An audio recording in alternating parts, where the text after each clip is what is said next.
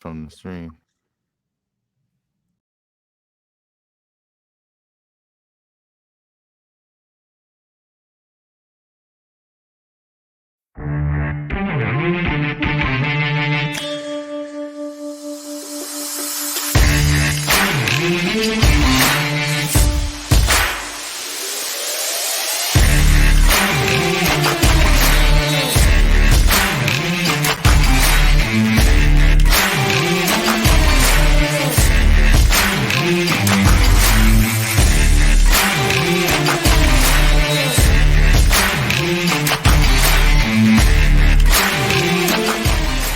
Ask a Producer is a podcast where everyone belongs. No matter your craft, we welcome you as a guest on this show. Hosted by Gabriel Ori and J.R. Johnson, the dynamic duo that brings forth a show that's fun, enlightening, and family-oriented. If you are interested in being part of the show, email us at timelessproductions1@gmail.com. What's up, bro? The time that I wanted to actually play it long, now I'm biting myself in the foot. What's going on, bro? Hey, we good, man. Ain't nothing, man. You know, I'm happy to be alive as usual. That's gonna be my normal thing when we come on. I'm happy to be alive, bro. Bro, there's no reason to not be excited, about life. Right now, I'm bringing up Facebook, man. I'm a little behind on this. But I'm gonna bring it first. Go ahead. But since you are doing all that, I was gonna ask you, how was your day, man? I know you was home today doing your thing. I was getting ready for the new norm. Yeah, prepare yourself, man. I'm trying to tell you, bro. I was getting ready for the new norm, man. But yeah, man. Thank you all for tuning in. We are Ask a Producer. My name is JR. My co-host Gabriel Ori, and we're also owners of Timeless Sounds, a music production company. We started this podcast back in January, just to talk about Timeless, but then it turned into something else. And so, yeah, we do a lot, man. We do music, create music, produce music, we write, we record, we do all kinds of sorts of stuff, and then we also dabble in some videos. Well, not dabble, we in it now. You see this, right? All right, so I'm good. So listen, everybody, I want you guys to really share this video. We're gonna give you a chance to share, like how we usually do. Tell a friend and tell a friend. We have a very special guest, but before we bring this guest in, I'm very happy, excited, elated. Like you said, JR, to be alive, number one, and to bring forth life. You're gonna bring forth life, and your life is gonna be surely tight. And I mean that in all the ways it sounded like. I'm happy, man. I'm gonna be a father all over again. Congrats, man. Yeah. Some people, some of my coworkers asked, like, "Yo, you bruh, you gonna be an old man by the time your daughter graduates." I'm like, nah, bruh. Age, hey, I might age be a number to number. But the age just kind of identifies, how wise I am. How long I got to, not survive but live, to thrive, on this place we call Earth. And so I love it, man. I love it. So I hope you guys are ready tonight. Again, share this video. The guest that we have tonight is so special, so spicy, so on fire. We couldn't wait to get her on, and this is my first. So this is my introduction to her as well.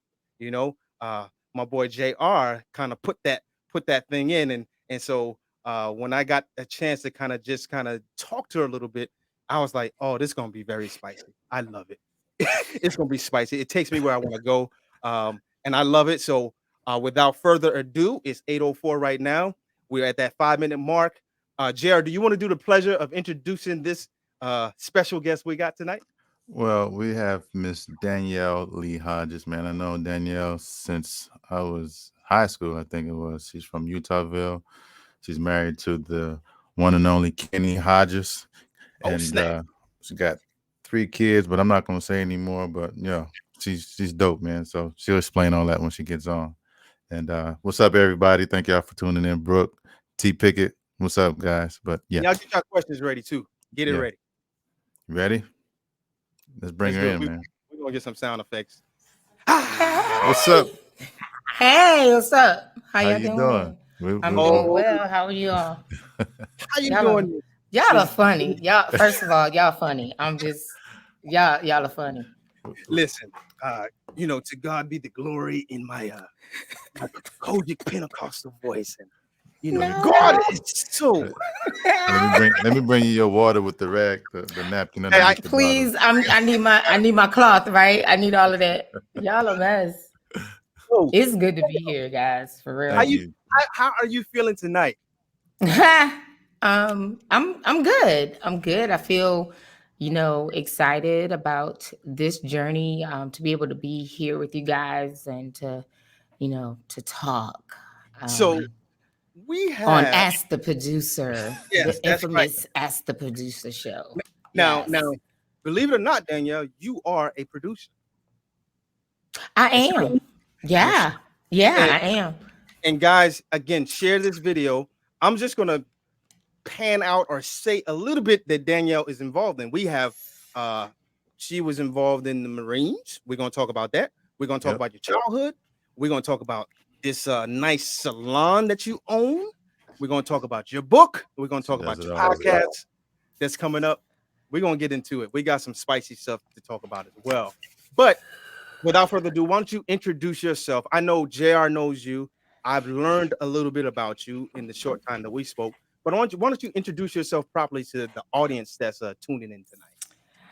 Well, the majority of the audience, I know my side of audience wise, pretty much everybody knows me, but my name is Danielle Lee Hodges.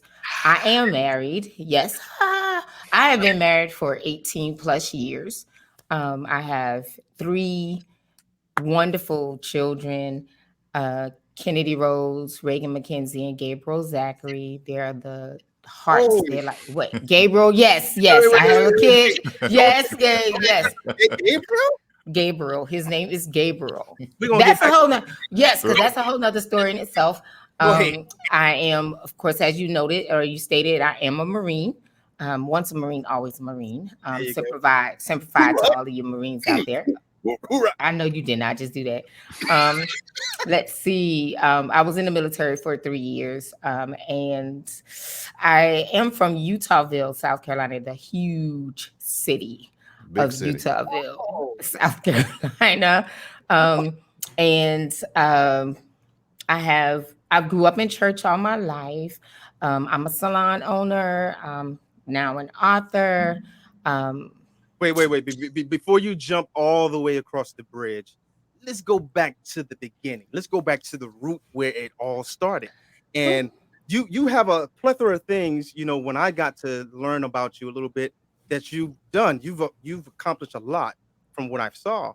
And you got to a point that you are now, but it took a beginning to get to where you currently are. Can you go True. back and tell us, you already said where you're from, but tell us what your upbringing was like. How was it growing up in your house? Um, It's pretty good. I can say I think for the most part, growing up on Lee Hill, that's what we call it, our little section there on Adidas Street used to be a rural route one box before they changed it to the street names, which I had a part in that as well. But it was Yeah. fun. It was yeah. I worked in the courthouse. That's a whole nother subject. I told you I did a lot. Um, And still so doing. and still doing right. So Yeah. yeah, it was good. I mean, every family I believe have challenges Mm. that you either speak of or not.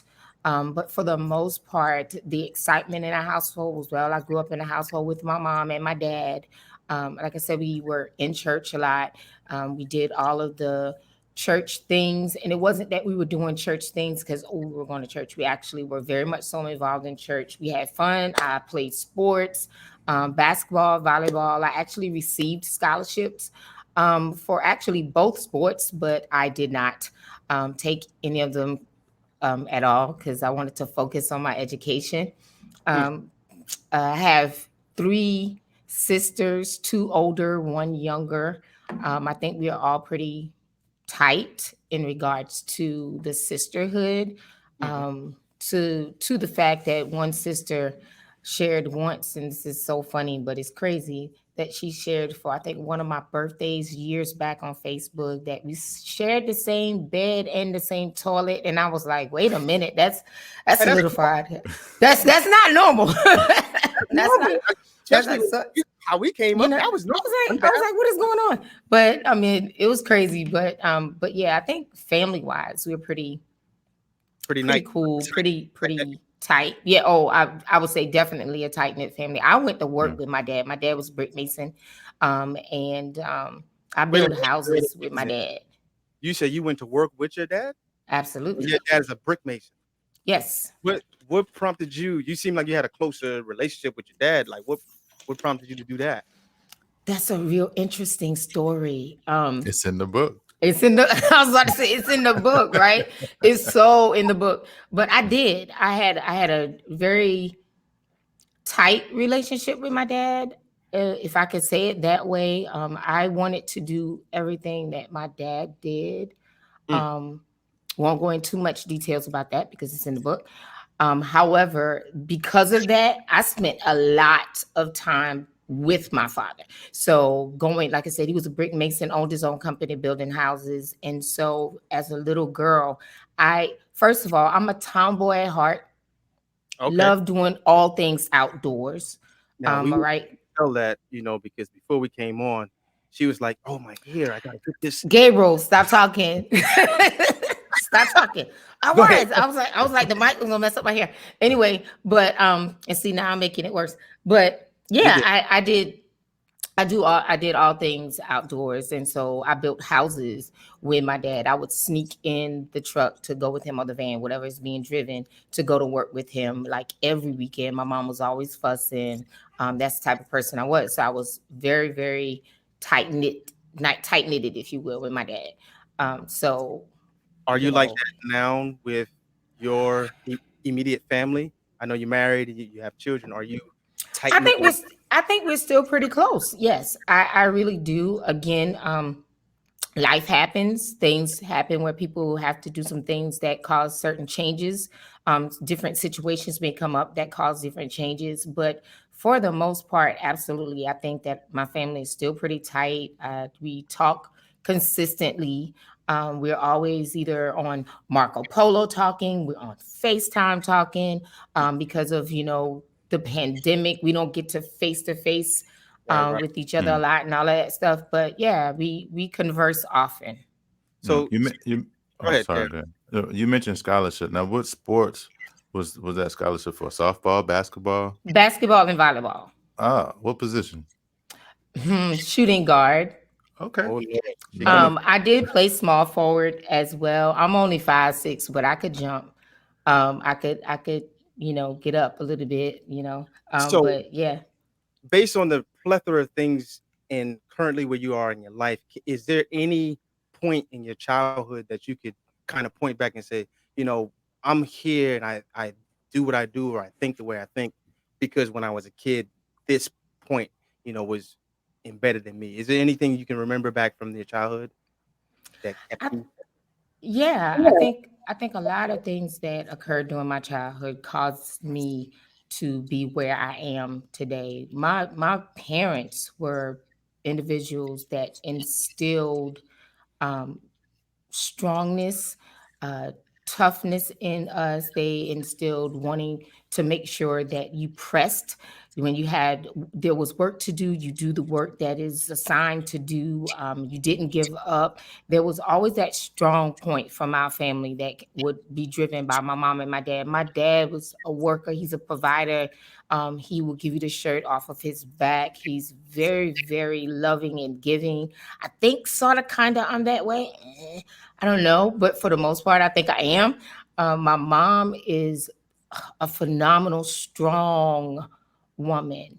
And so the wherewithal to want to be that backbone for family, I think I got that really from her, because that's the type of person that she is.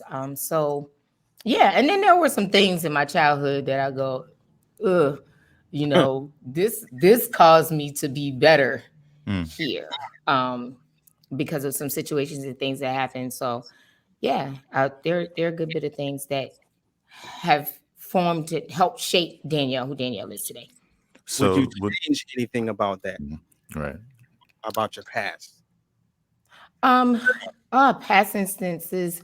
Well, a little bit that's even shared in the book, I think, is when you talk about my father, the thing of wanting to please him, because I was that type of person that was trying to really be pleasing to my family members, especially to him.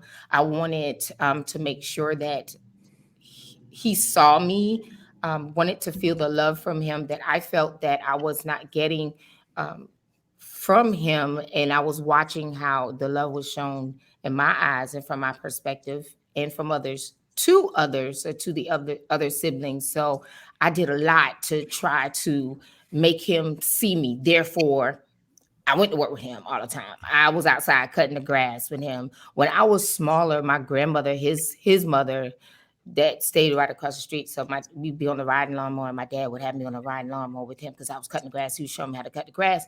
My dad had his shirt off. I had my shirt off because I'm doing everything my dad was doing. That was That was a tomboy in you? kid. That was kid, right? And my grandmother had to come and say to him, like, dude, you can't have her out there like that, whatever. For me, but okay, so this is open. I think I can discuss this and everybody be okay. I was a kid, so Right. there was no development issues there Right. because I was a kid. So for me, I see him, I see me, we look the same. I wasn't putting it together. My grandmama had to say, boy, if you don't take that girl off the lawnmower like that or whatever. So, I just did everything for him. Go. What's I up? do have a question, and this is just a sidebar type of question slash comment. I wonder. You said you was just a kid. Everything was the same. You had no recollection of any different sexually type of thing. I wonder where that age of knowing and choosing certain lifestyles. That was just a sidebar. I ain't going nowhere with that. Where you going with that? Like, I was like, wait a minute. No, so if so, I'm going to answer the way I'm hearing it. For me, there wasn't an issue with lifestyle or whether or not I had to choose one or No, the no, other. I'm not talking about you. I'm Okay. talking In general. Oh, I got you. I see what you're saying. I was born this way. I mean, I was right. I got you. Okay. But at Well, your that age, wasn't an issue. That wasn't an issue for me though. I wasn't saying it for you. Right. Pointing it out. Yeah, I got you now though. Okay. Yeah, I see. I wouldn't go nowhere with that. But speaking of your childhood, you seemed like you was a daddy's girl, to me at least. Was that the thing that prompted you to want to join the Marine? Because I know you went to the Marine. And I personally don't know a lot of females that would choose to join the Marine. I'm crazy. No, I'm just joking. No. So I chose the Corps. I chose the Corps specifically. Well, actually, I didn't chose the Corps initially. So let's go back. My dad is an Army vet. Okay. So being that my dad is an Army vet, when things happened and I was like, I'm going into the military, I went to the Army's recruiting station. Like I walked into their door, like with my basketball leather jacket on, whatever. I'm like, I'm ready to do this. But when I walked in, the atmosphere was so like, they were in there cursing. There was like no acknowledgement of my presence. It was just like, And then when he realized, if you will, that, oh, you in here, then it wasn't like, did you come, what brought you here? Like you're asking, what brought you here? Like there was none of that. And I was like, oh, y'all whack.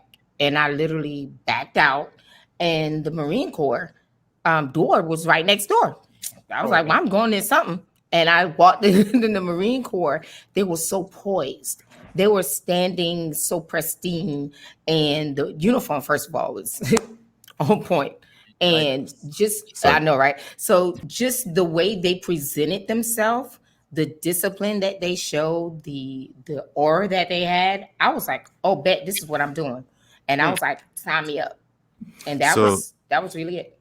So there wasn't like a a situation where it just made you upset? Like, you know what, I'm just going into the Marines. Forget all this. I'm not dealing with this anymore. Or you just wanted to follow your footstep of your dad? There was a I know. push. Oh, okay. Yeah, there was a push again. It's in the book, but there was a situation that did take place in my life, which was tragic. And so at that moment in time, with that, and even with dealing with that situation, the response that I got from family in regards to it, I was like, you know what, I gotta go away. And so, even though I felt like I had to go away, the oxymoron, if you will, of that was I was going away, but I still wanted to do something that I thought was going to make my dad happy or was going to be that pleasing line for him. So I was like, I'm going to join the military. Well, I was going to join the army, which ended up not being army, but I was going to join. Wow. So yeah, that was the push. Wow. Wow. And how long was you in the Marines? 3 years. A You know total what? of 3 years. Now, I was in a slightly better service than you, the great United States Army, and My God. and I did 3 years as well. In there, It was easy for you, weren't it? Wasn't it? It was easy for you. It wasn't easy. I know it was. You don't have to talk about it. That's okay. Go ahead. You don't have to talk about it. I know it was. Go ahead. But You tell your story. You tell your story. So this is about you. So why did you 3 years? Why 3 years? What made you get out of it? I wanted to be a lifer. So Okay. I wanted to be a lifer. The reason why 3 years, I had an injury which caused me to get out. I was actually getting ready to go to drill instructor school. So I wanted to do the whole nine. And I had an injury. I was lifting GP tents with some other guys that was in the Corps. We had to clean it. We had this anal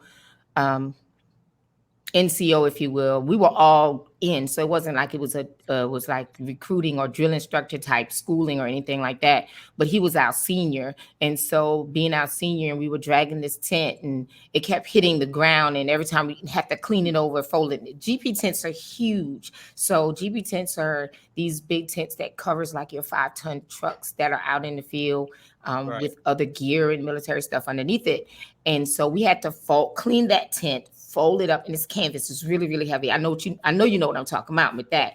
And in doing so, we're carrying it, and it was dragging on the ground.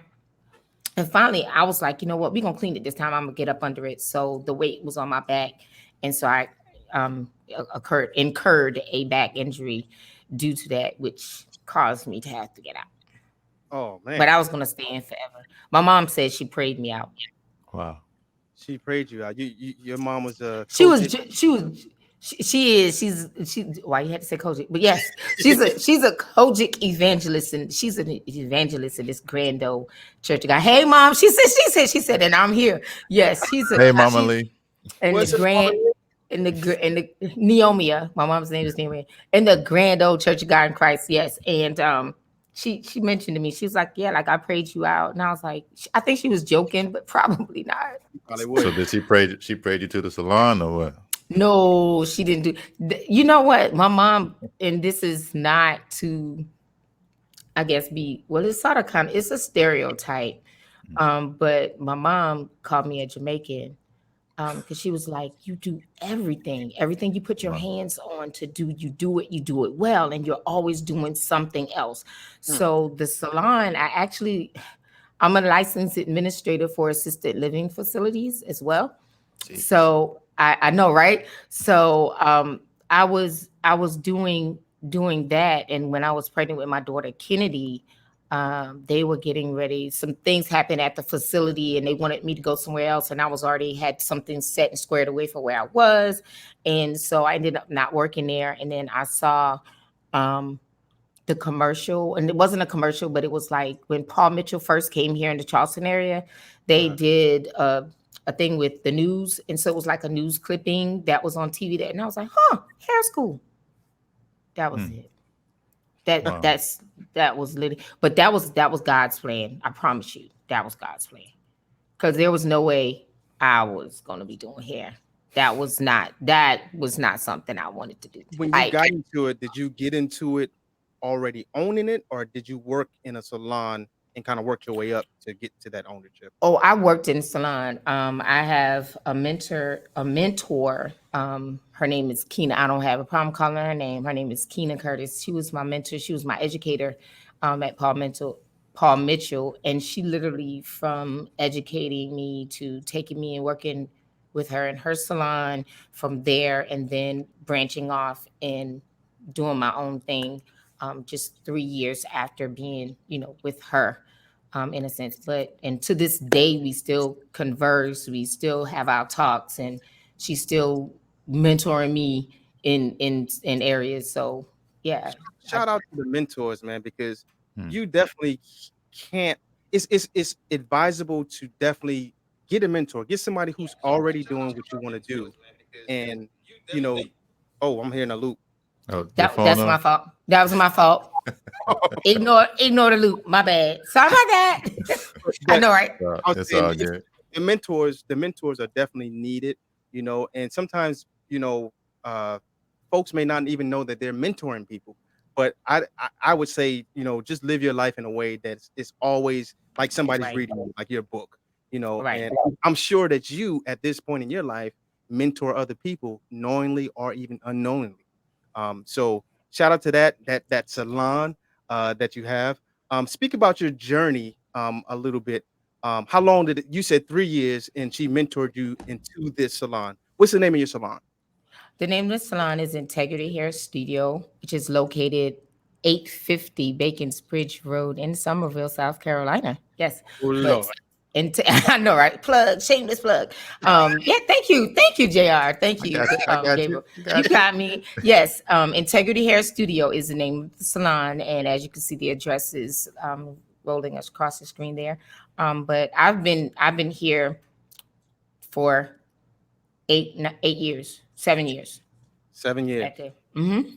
And out of that salon, was that the place that you got the idea to write a book? Or did you always had this idea and you just needed time to do it? How'd you get into authorship?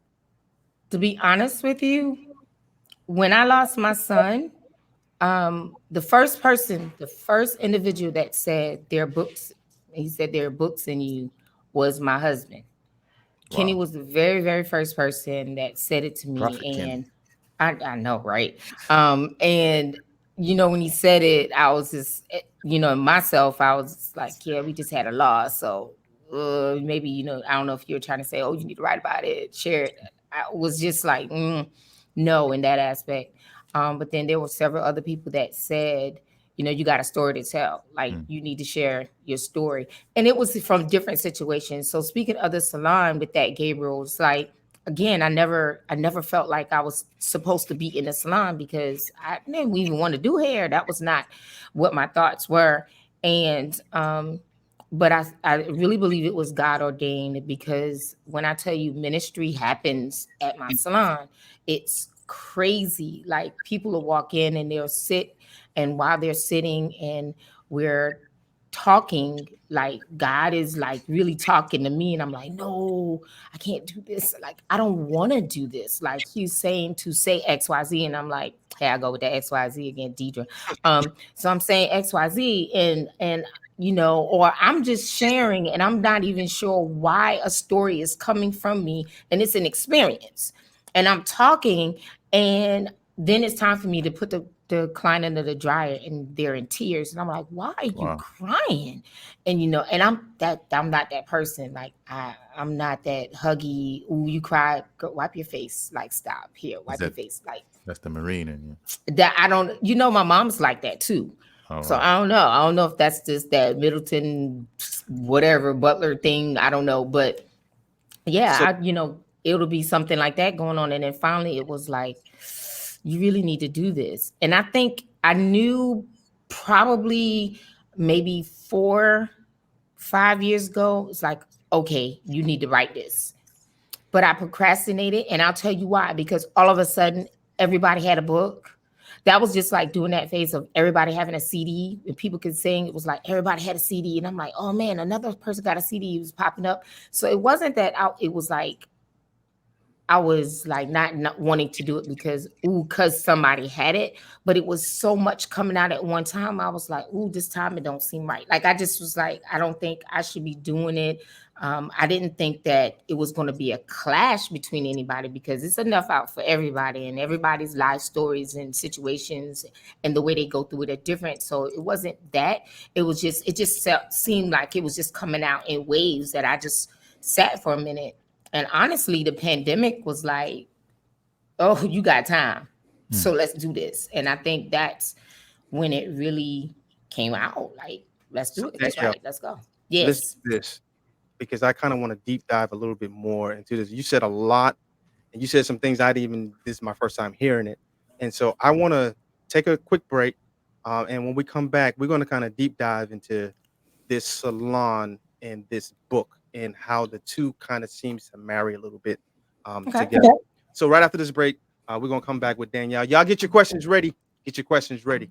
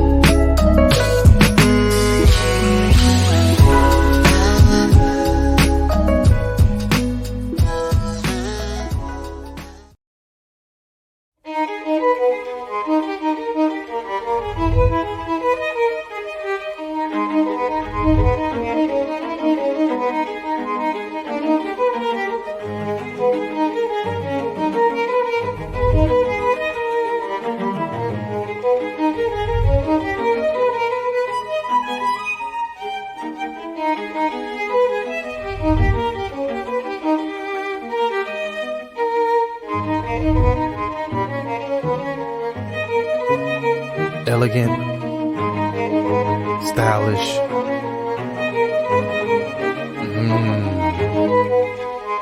smells so good.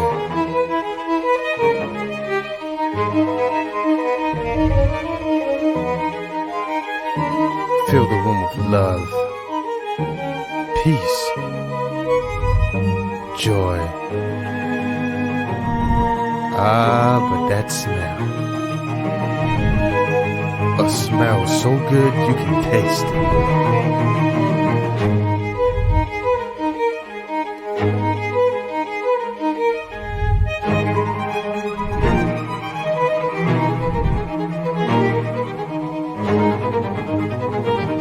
Now, the all-new Scents by J.O. I really enjoy meeting people from all different walks of life. I love hearing their stories. I love hearing about what's important to them. I love hearing about their children. I love hearing about their families and really learning how they live their lives, and which really does make real estate the perfect career for me. If you are looking for a realtor that really will take the time out to listen to you and hear you and understand your needs and wants, then the Rose Gold Group really is for you. That's our goal, to really provide you with the premier real estate experience.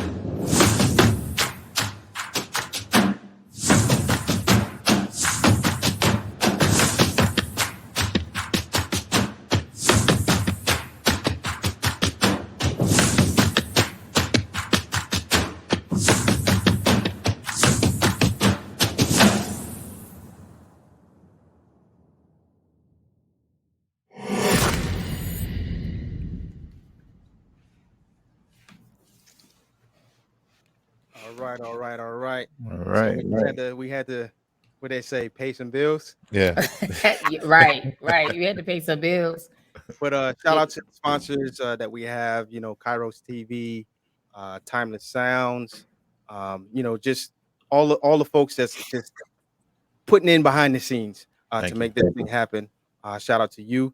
And again, we're in the studio with the special guest, Miss Danielle Lee Hodges. Am I saying that right? That is correct. Okay. And before we went to the break, you kind of said a whole lot. I didn't know that you said your son had passed. Am I hearing that correctly? So part of it's in the book, but yes, I do have three children that I have currently present with me. Yes. And I did have a birth of a son that we did lose um, about almost 14 years ago. So yeah. Was that the first child? Yes. Well, Yes. This is part of the reason I'm hearing that prompted you to kind of write this book. Was this book like more of a release? First of all, what's the name of the book, and The name was of it the a book release for you? the name of the book is Shame is Not the Blame. Shame Shame. is not the blame, how overcoming pain leads to purpose. Okay. And so the book for me was not just about a release, because of course, writing the book, it started within myself first. In order to write the book, I had to get some resolve. I had to be restored. And so this is about healing and restoration in different areas and aspect of life, if you will. And Mm. so that's the purpose of the book. That aspect of childbirth and losing children is part of it, as well as several other things, dealing with family, dealing with church hurt, dealing with um, wow, like sexual abuse, just several different things. So all of that is what Shame is Not to Blame is about. Speaking of church hurt, I haven't gotten a chance to read your book yet, but I do have an I'm just excerpt. joking. I'm going to get it. You know what I'm saying? I'm going to get it.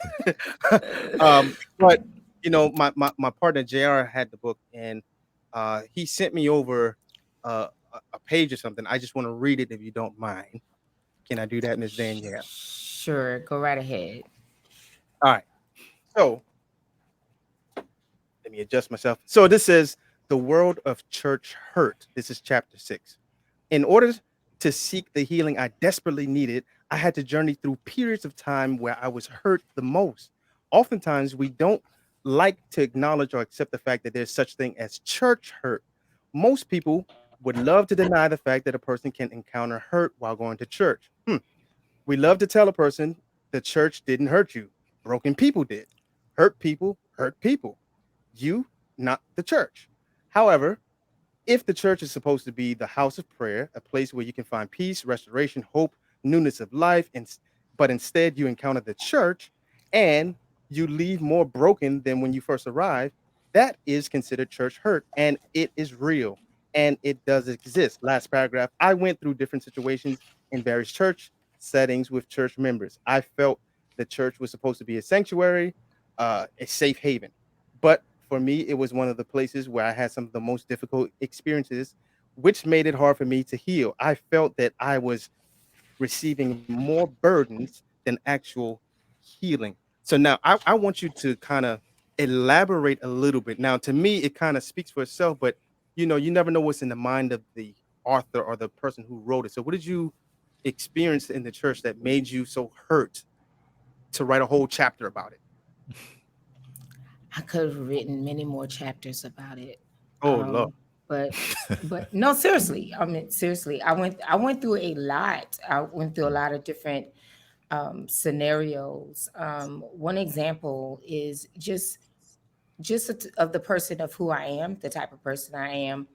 Um, I am different, always have been, always will be, and so we already know I grew up. I'm fourth generation Pentecostal Holiness Church of God in Christ, like right there. So no, third generation. I'm sorry, my kids are fourth. I'm third generational Church of God in Christ. I grew up in church. I was in church my entire life. So I've seen the good, the bad, the ugly. I've seen the facades Hmm. of church. I've seen the real of church. And so I felt like a lot of times that because of the type of person I am, I'm a person that's very straightforward. Um, I I say what it is, and that's pretty much it. I've never been one to like fit in with some of these standards and traditions of the church. I didn't say what the Bible said, okay? But there are a lot of church traditions that we harp on that ain't even biblical, that people are so tied up in that then they can't heal because they're stuck on whether or not my hair is long or short, whether my hair is black or blue or green, whatever color this is today, how my makeup is, or if I have on sleeves or not, those little type of things. And Lord God forbid, back in the day, if you had color on your lips, you were going to hell, especially if it was red. So it was those little different things. And when I didn't act like the norm of somebody else, or just say, for instance, I'm going to use JR, I'm going to use you for an example, you in a church. So if the standard is for me to act like JR, like say JR is living the epitome of church. He's in his suit and tie, he's crisp, and all of that stuff,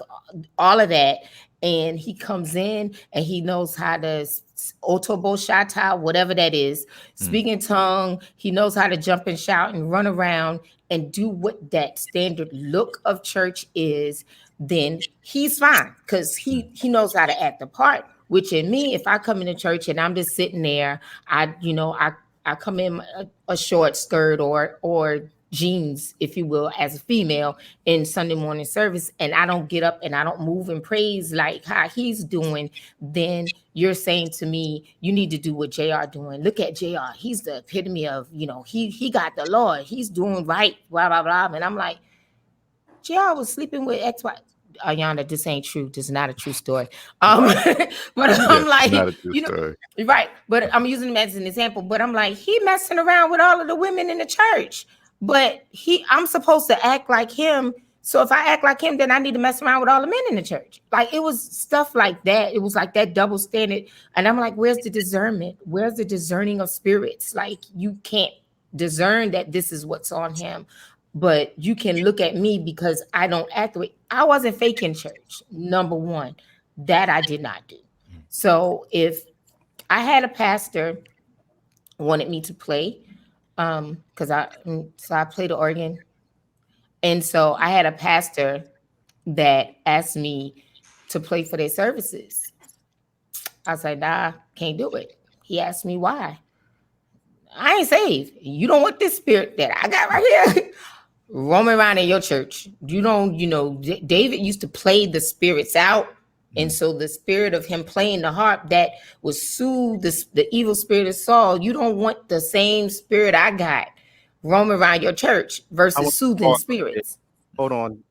You see, you saying a whole lot. I want you to take a breath real quick. I'm allowing you to say a lot of stuff. And I'm like, I want to chime in. I'm like, okay, chime, because I can talk too much. Go ahead, chime. I'm sorry. It's a lot in there. But yeah, it's a lot. But I'm gonna specifically focus on this one thing because I am a musician myself. You said that a pastor asked you to play for church or his church, and right. You said, Pastor, I don't want to play for your church because you don't want what I got in me. And you weren't talking about your skill level or your talent. You was talking about the spirits that's in you to come out. It sounds like what you're saying, correct me if I'm wrong, that whatever you live, that's what you play. That's what you put out. Is that what you're saying?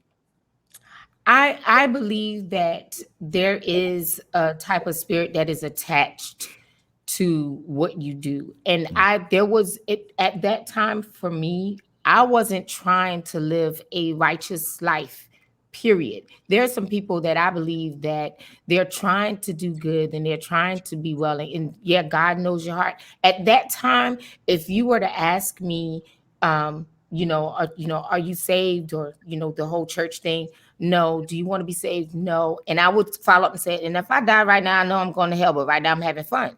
That's who I was, and I did not fake it. So for me, there was no care to want to, even at that time, to live and do right. I even said to the pastor, like, dude, I'm gonna be in the club, I'm gonna be doing all this stuff Saturday. If I come in and you smell my hair smell like smoke, I don't smoke, but I might not have time to shampoo my hair, and I'm gonna be sitting up there. Like, that's the kind of attitude and demeanor I had. I did not have, yes, I was skilled to play, but in my opinion, and what I believe, you can be skilled to do something, but if your heart and the spirit is not right in things that you do, you can push out a different type of spirit that is not conducive for your environment. So for me, it was not conducive for the environment. So I was like, yo, you don't want this to happen. But I was like, told it's okay, because I know that you really want to be saved deep down inside. I'm like, bruh, did you hear what I just said? Like, I'm telling you, you don't want this. Do you have to be saved? I didn't mean to cut it. Do you have to be saved, and whatever that definition is, to play an instrument in church? No. That's not what I'm saying. I'm not saying that you have to be saved. That's not what I'm saying. What I'm saying is, for myself, I knew the spirit of which was operating in me and how I was operating, and I wasn't going to fake salvation. I wasn't going to fake and act like this is what I should be doing. I don't believe that. My personal belief in this is, I don't believe that I should be doing a certain thing and not in the right spirit. I don't think you should play in God's house. Now, when I say that, again, not saying you can't be not saved and still do something or participate, but for myself, where I was and the way I was living, I'm like, I'm not playing no games up in here, because God's house is holy. It is sanctified. There's a certain atmosphere of worship that needs to be developed and stirred and pushed out. And Danielle at that time was not pushing that out. So there was no need for Danielle to do that. So did the hurt come from when you weren't saved, or was it when you was saved during your time of ministry, or what? Where did the hurt come from in the church? So the hurt came from different sides of it. So there were times of saving, and I believe that you can backslide to where you out there doing whatever, but it came more so after salvation, because now that I'm saved and I love God and now I want to do all of these things for him, but my appearance didn't change. My look, I don't look like a missionary. I got a title, but I don't look like it. So I dare not be operating in that, because that's not what I look like. So that's when it started to like really manifest, because it was like, you don't look the part. And I'm like, what does look have to do with it? It's about what's in your heart and your soul. Why I gotta look like something that doesn't look like you? I was going to ask this question. Now, you said you are a missionary. I've noticed, and this is just me personally, Gabe.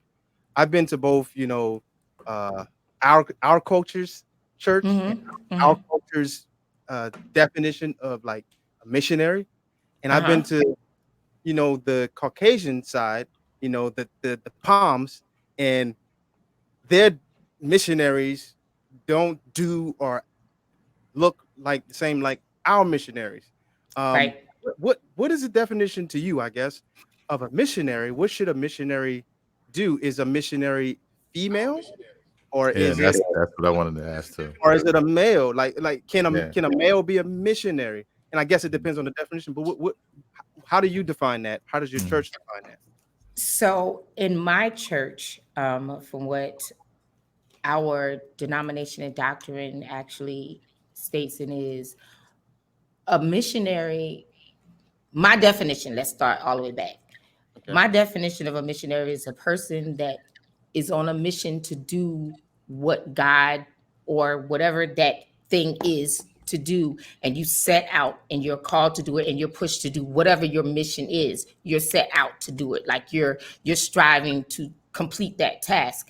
In this setting, we're talking about church. So missionary, then if I feel like God's called me to minister or to delve in whatever aspect it is in the ministry itself, whether it is to go to Israel to minister to the people or go down to the street down here by the Burger King and minister to the homeless people, then if that's my mission, if that's my task, then I do it. In my eyes, a male can do it, a female can do it, a boy can do it, a girl can do it. It depends on the individual. In the church setting that I'm in, our doctrine, females, when they are called or they feel that they're called to preach or to minister or to do whatever the case may be, they're not considered a elder. So they don't get an elder title with them, which is the title for the males. We're given a missionary title, which is the title for the females, or evangelist titles. So that's the difference there in our church setting. Pastors in our church settings in Kojic, you're called pastor or elder. And our Caucasian family, they brother Gabriel. They're not Elder Gabriel. They're not Elder Ori or Elder Johnson. They're Brother Gabriel. They're Brother JR. That's cultural. That's how they call themselves and deal with themselves. If I was from the outside looking in, I would look at that as the men don't want to do the missionary work. They want to just go ahead and be pastors or elders, and they want to run the church, be the head of or be the bishop. It's like, because the missionary is not a male or female, even though my battery I can change my pack. But anyway, but yeah, that's my thing. So let me go change my battery. Change your battery. Let me expound a little bit more. And if you got questions, guys, throw your questions in. This is a wide open. I don't know how we got here, but we're here. And right. I'm like you. So I grew up in a Pentecostal background, and I grew up with the mindset which has been taught not verbally, just non-verbally. This is all I saw. And so a missionary was always a female. There was never a male missionary. And it wasn't until I became an adult, and I'm like, okay, the root word is mission. And right. Shouldn't there be a mission to go to or to do as a missionary, which could be a male or female, and not necessarily get on the pulpit and speak. Now, I know missionaries do that, but I wanted to bring another word in that we use is minister. So it's like a female couldn't be a minister, right? At least from how I grew up, they were all, females are all missionaries. The males are all ministers, but a minister or a ministry is really another word. It's more of a political word. It's not a religious word. It's the word for department, or at least this is what I deduce. A ministry is a department. So everywhere outside of the USA, they say the Ministry of Defense, the Ministry of Health, the Ministry of this, the Department of this, the Department. Right. It's just a department. How did we get? How did these words seem to change in church? And maybe that's just a question, maybe for the audience. And this is a battle of tradition. I'm just reading something that somebody. Oh, my sister commented in here. She said, this is a battle of traditional versus modern, and traditionalists teach what they've been taught. And you're absolutely right. And so I can't get mad because that's all you only how do I want to say this? What you know is what you've learned, but what you've learned is not all there is to know. And sometimes you gotta check what you've learned to ensure that what you know matches what it should be. And a lot of times I think for me, that's one of the main problems that is involved in church. I'm going to say as a whole, because it comes down to that traditionalism. It comes down to, again, what you got to know your word. You got to know the word for yourself. For myself, this pandemic, not that I wasn't word driven before, but you can't go to church. You can't rely on somebody else really to preach. Now you had the platforms, the virtual platforms and stuff. But I think during this time and during this hour, God has really been calling for change and difference anyway. And we were always being stuck and being in the church, stuck and being inside the building. And the world is out there to be reached, and nobody's reaching them because we stuck in a specific way, in a specific tradition, that this is why we can't go out there and get them. And so I think that, I'm not saying that the Lord put the pandemic on it because too many people died for that, but I'm just saying during this pandemic, it has awakened a lot of people, and it has awakened, and it has awakened a lot for myself. And I've been watching. So even on the virtual platforms, I will be sitting and I'm watching a Bible study, or I'm watching a church service, and I'm listening and I'm looking and I'm like, that ain't God. Or I'm like, dude, you should always be seated when you preach because you got a word right now that's different. Like it was Rhema, like, oh my gosh, like it's just coming out. But it's word, it's not the tradition, it's not the norm. And people were being able to be in the comfort of their homes, cooking Sunday dinner or not, drinking a cup of coffee or orange juice or not, getting rich word and hearing, and then being able to study for themselves, being able to be in a setting where you could even ask questions more versus just going on and on and on with the same old. And I think that was one of the things that broke for me. I started listening and realizing that the old, that traditional, some traditions are good. So let me say this, because some traditions are good that we need to probably keep. Now, I'm not. So that's like what marriage. Okay. Yes. Yes. Like, go ahead and say it again. But some traditions should be kept, but the ones that are not effective for the now, ain't nobody saying nothing about changing the word, because God doesn't change. He says, I am God, I change not. I change not. He stays the same. So you have the same God, the same word, but you got to go ahead and deliver it a way that people are going to get it, understand it. They talk about the millennials and stuff. See, y'all got me going too far. Go ahead. Stop me anytime you want, Gabriel. But they talk. It's your show. It's my show. Oh, okay. You're talking about the millennials and how they are receptive or not. This is the day and age to where they're not that old stuff, the traditional stuff. They're not taking you really. You're not. They can look at you. You real. You're not real, and they're not going to start watching somebody faking anything in front of them, not giving them something that can change their heart or can push them to a different level. All these cliches. Stop it. I think the reason why is because they're not real with themselves. They're not walking upright with God. That's the reason why they can't really be that light to be a difference in the world, because that's what we're supposed to be. But if you don't have the connection to God, you're going to be really faking it. And so a lot of people in church are faking it. They can be so heavily deep or religious, but they don't really have the Spirit of God in them. I want to say one thing that my husband said that was the light for me. One light for me, even with things going down, and what you were saying about, people not really knowing God for real for themselves. And it's literally about the 10 virgins. 5 were wise, 5 were foolish. They were all 10 virgins. They were all of the church people that the Lord was coming back for, right? That he was coming to marry the church. He was coming back for all 10. Only 5 of them had the oil. Right. Half of the church, half of the people waiting on the Lord to come back, the church, because that's what they were talking about. Half of us sitting there just as foolish as we want to be. And then only the other half. And I'm not talking about the building. And the other half has the oil. And we have to distinct. And then you're going to ask me now, you foolish up, and you're going to ask me for my oil. I'm about to give you my oil. No.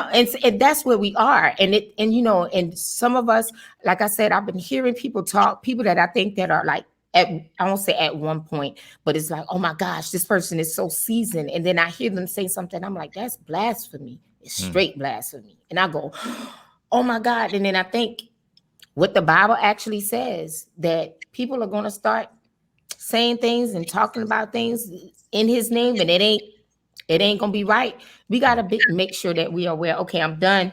I'm done talking to. Oh, I'm talking too much. I was going to jump in, you know. Jump in. We got like less than a minute left. But Oh my God, look what we talking. Oh my Jesus. Yeah. You see how fast it goes? It goes So, by fast. Yeah. These last 30 seconds, I want you to we know you have a podcast coming up.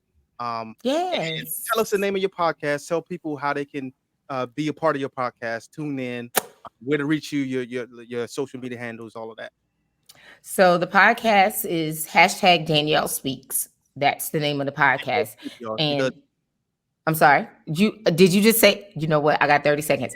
Hashtag Danielle Speaks. And it will be every 2 weeks. And the next one will be on this coming Tuesday. I believe it's the 21st of September. It's going to be at 6 p.m. Eastern Standard Time, 6 p.m. Eastern Standard Times. And JR has put it on the screen there. All of my handles, YouTube, Danielle Lee, the brand, hashtag Danielle Speaks. You can find me on Twitter at Danielle Lee _1, Facebook, Danielle Lee, LinkedIn, Danielle Lee, and Instagram, Danielle Lee _ the brand. Those are my handles. You can find me there. My website is www.daniellerlee.com. And on that website, you'll be able to see some things about me, a little bit of information. You could order copies of the book, other items that I have on sale as well for ordering, t-shirts, mugs, tumblers, all those different things. But this is who I am, guys. There's so much more that could be said. But I am so glad for the opportunity. Y'all should have cut me off probably a lot sooner, but I get a little fired up sometimes. I keep talking and I need to stop talking. I told y'all this is gonna be a little spicy, you know. And definitely we want to definitely have you back, you know, at some point. Awesome. We'll definitely be coming to your podcast. And so, you know, guys, we thank you guys for tuning in. Hopefully you got a lot from this video. Get your questions, you know, on the replay. If you got questions or comments, throw it in there. And can I say one more thing, Gabriel, right quickly? And also, you know, following up from this conversation, I promise you that on Tuesday, September 21st, we're going to talk about some of this stuff on Tuesday, because I feel pressed to do so. Like one of the things that I said that we want to try to discuss was conflict and how we deal with conflict. But some of these issues right here that we're discussing are conflictual. And so we're going to talk about some of these things as well. So September 21st for hashtag Danielle Speaks. And you can find that it's going to be live on Facebook on Danielle Lee Hodges' Facebook page. And we'll be streaming those podcasts out onto you. Okay, I think I'm done. Dope. So y'all follow her. Catch her on all her social media handles. It's Danielle Lee Hodges. You know, I am Gabriel Ori. This is my business partner on my right. Oh, I did it right. Thank you so much for having me. Of course. You did it right. And thank you guys so much. I did not say it. I really, really enjoyed it. Thank you so much for having me on there. I'm going to stop interrupting you from closing. I'm sorry, Gabriel. Thank you so much. I appreciate it. You're fine. I'm going to put you in the headlock in the green. Just do so after the show. You can put me in headlock. Yeah. Okay, I'm done. I'm sorry. But now this has been fun. So y'all just follow us, Ask a Producer. We come on every other Friday. You know, Timeless Sounds, you know, that's our music side, our musical entity. Follow us. Everything we do. So y'all take care. Have a good night. Peace.